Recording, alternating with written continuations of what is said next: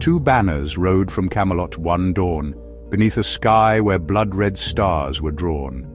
One sought the Grail through secret roots of kings, one through the wound where heaven enters things. Sir Sangreal wore crimson on his shield, a silver vine through every conquered field. He cried, "The hidden heirs alone shall reign, the sacred blood survives through mortal vein." But pale Galahad, before the candlelight, knelt wordless through the watches of the night. No boast escaped him, only whispered prayer. The holy comes to souls made clean and bare. Then Merlin from the oaken shadows broke, his raven staff with ancient runes bespoke. 2 roads now wind beneath Britannia's crown. One hunts a line, one lays the proud self down. Sir Sangreal rode south through crypt and keep, where abbots guarded parchments buried deep. He questioned monks by torchlight's wavering breath, and measured kings by ancestry and death. He found old seals of Meravesh the Blessed, long-haired lords in golden silence dressed, their names like embers hidden under stone, half-sainted blood and half-forgotten throne.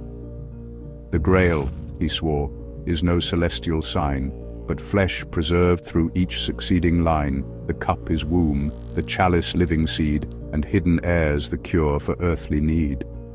Meanwhile Galahad through wastelands grey saw barren rivers choke and rot away. The fisher huts lay empty by the mere, for grace had fled and left behind its fear. A wounded king beneath black rafters lay, his crown grown dim with every failing day. The land itself breathed through his broken side, and forests sickened where the monarch cried. Then Galahad beside the bedside knelt, and all the sorrow of the kingdom felt. Not for a throne nor secret right he came, but for the fire beneath the sacred name. The king then asked, "What lineage dost thou bear?" And Galahad replied, "None but my prayer. For blood alone no shattered realm can save, nor buried truth unseal the holy grave." Far eastward, Sangreal climbed a ruined stair, where hidden brothers guarded relics rare. They showed him charts of marriages and births, and whispered claims to consecrated earths.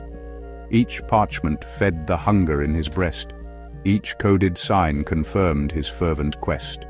For every clue, and every secret thread, seemed proof the Grail through royal lines had bled. Yet every triumph darkened as it grew, for still the Grail withdrew beyond his view. The closer that he pressed to hidden lore, the more his spirit starved at its own core. Then on a night when quests converged as one, beneath the ruins touched by moonless sun, a chapel rose between the worlds of men, its doors unopened since the fall of Bren. Sir Sangreal arrived with sword unsheathed, his satchels full of every proof conceived, and Galahad came empty-handed there, with only fasting, silence, and his prayer. Within the hall no earthly candle burned, but living light from unseen fountains turned. A vessel hovered over altar stone, yet seemed a cup and kingdom both alone. Sir Sangreal cried, "At last the truth appears, the sacred blood preserved across the years."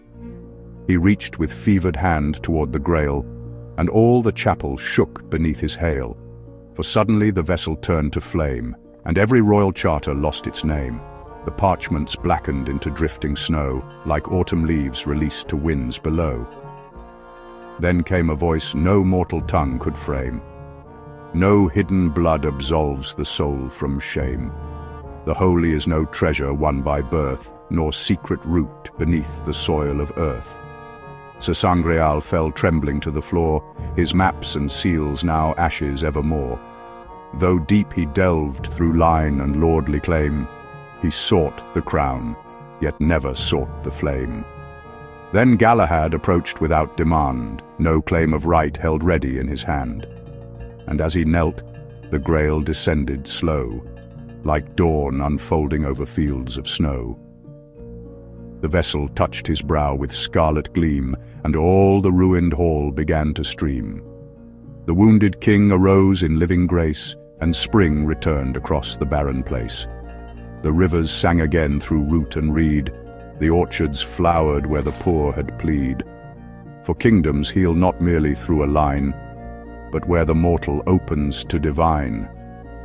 Then Merlin spoke while morning crowned the plain. One quest sought blood to sanctify its reign. One sought the soul made worthy to receive, and only emptied hearts may truly cleave. So still the Grail moves hidden through the years, beyond the reach of archivists and seers, not lost through plots nor buried by decree, but veiled from all unwilling to be free. And every realm where pride and hunger rule becomes at last the waste of Arthur's school. Yet, where grace enters through the humbled will, through the world the Grail walks silent still.